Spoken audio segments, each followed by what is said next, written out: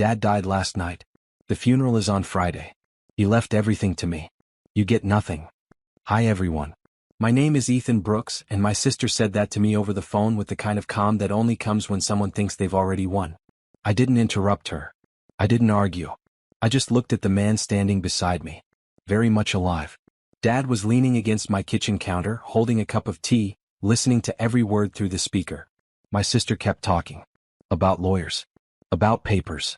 About how she'd handled everything. How I should be grateful she even called. I muted the phone. Dad's face didn't show anger. Just disappointment. The kind that feels heavier than rage. So, I whispered, I guess I'm officially disowned. He shook his head slowly. No, son, he said. She just told you who she really is. I unmuted the call. My sister was still going. Already planning renovations on a house she didn't legally own. Dad stepped closer to the phone and said quietly, calmly, with no emotion at all. It's you who lost everything. And I watched her confidence shatter in real time. The line went dead. Not even a goodbye. Dad set his tea down without a word and walked to the window, staring out like the trees might offer some kind of answer. I sat in silence, letting the moment settle in. She really thinks I'm dead, he finally said.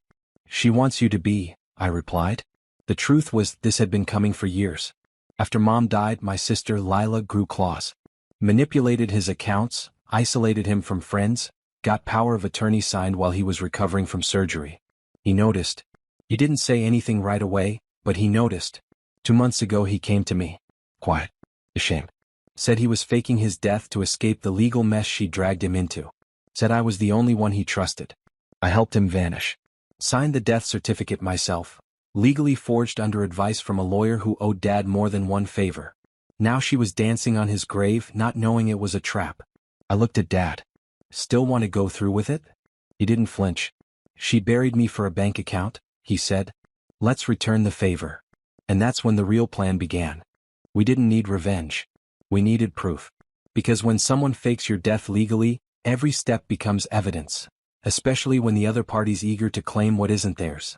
Lila moved fast. Within 24 hours of calling me, she'd contacted our dad's financial advisor, his lawyer, even the real estate office that handled the lake house. She presented herself as the grieving daughter, gave a tearful story about a sudden heart attack, and how Dad had left her everything. She even started cleaning out his bank account. Wire transfers. Property listings. She filed to liquidate his assets, including the family home, and sent in a forged copy of what she claimed was Dad's final will. Problem was, the real one? Was in my desk drawer. Notarized. Bulletproof. And left everything to a trust under my name. Dad stood beside me as we watched her lie her way through every document. You sure she's not adopted? He muttered. She's your masterpiece, I said dryly. We gave her rope. She kept pulling. And then finally she filed for a tax exemption on Dad's death, using his social security number. That was the trigger. And the IRS? Was already watching. You can lie to your family. You can lie to your lawyer. But you don't lie to the IRS. The moment Lila submitted Dad's social security number for a death exemption, claiming estate deductions she wasn't entitled to, the system flagged it. See, when a person dies, their SSN is locked. Any activity after that? Instant audit. The kicker? Dad's number was still active. Because he wasn't dead. 2 days later we got a knock on the door. IRS agents. Quiet. Professional. Curious. I handed them everything. The Real will, the legal death request signed under false pretenses, the recorded call where Lila told me, he left you nothing. And the best part? The video. Dad, alive and well, stating on camera that he had never intended to transfer his assets to Lila, had never authorized a new will, and was fully capable of managing his own affairs. They didn't even blink. One agent just said, "This'll be fast." We gave them everything, then stepped back. Let the system do what it was built to do. By the end of the week, her accounts were frozen. And her lawyer? Filed a motion to withdraw, citing client deception. Lila called me the next day, a blocked number, desperate breath on the other end. What did you do, Ethan? I didn't answer right away. Let her sit in it. My accounts are frozen. They're saying the will isn't valid, that Dad's alive. He is, I said calmly. And you knew that when you filed false documents. Silence. Then, where is he? I laughed. You really want to see the man you tried to bury alive? What for? Another signature. Her voice cracked. I was just trying to fix things. You don't know what he put us through growing up. I let out a slow breath. Maybe. But this wasn't fixing. This was theft. She switched tactics. Okay, look. Maybe we settle this. Quietly. You and me. You take the house. I'll keep the stocks. We don't need to drag this out in public.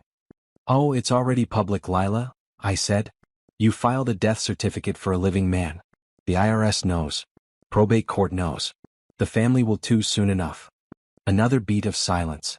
Then Venom, you were always the pathetic one. No, I said softly. I was just the quiet one. You mistook silence for weakness. The court date was set within a week. Probate fraud, falsifying legal documents, attempted estate theft.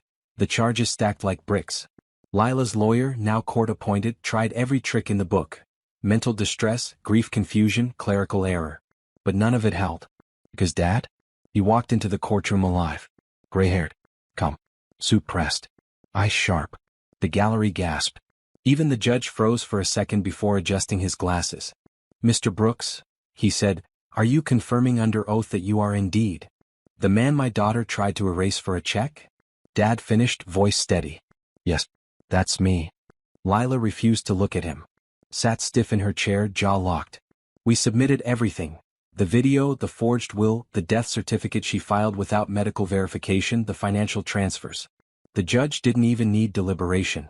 Will revoked. Assets returned to Dad's name. Court costs assigned to Lila. But the most brutal blow? The permanent disinheritance clause. Effective immediately, the judge ruled, Lila Brooks is barred from receiving, requesting, or accessing any portion of the estate. Dad leaned over to me and whispered, now that's an obituary she'll remember. The news spread fast. Within hours of the ruling, every cousin, aunt, and second-hand acquaintance who once praised Lila's grace under grief, now pretended they never believed Dad was dead. Family group chats lit up. Old friends reached out. Neighbors stopped pretending not to know. But the real blow didn't come from the courts. It came from the trust. Mom had left a contingency clause in her original estate plan. One she and Dad had quietly agreed on years ago. Any family member proven to engage in fraud or malice forfeits all inheritance, including residuals. We'd never seen a reason to enforce it. Until now. Dad invoked it.